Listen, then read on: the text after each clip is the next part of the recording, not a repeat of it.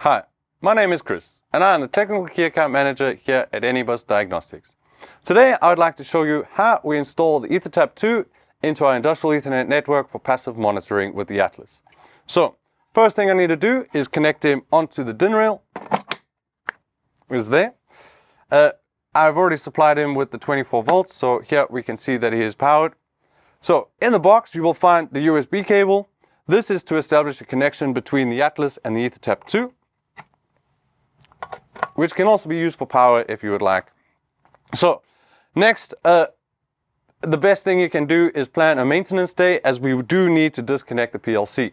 So, I'm going to disconnect my PLC directly. I'm going to plug him into my EtherTAP, and then I'm going to take the supplied Ethernet cable and plug him into my EtherTAP and directly into my controller.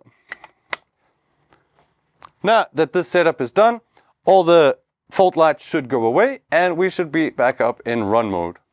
If you would like to see the full range of features and functions of our EtherTAP2, please check out our YouTube channel or contact us at anybus.com/contacts. Thank you for listening and see you soon. Ciao.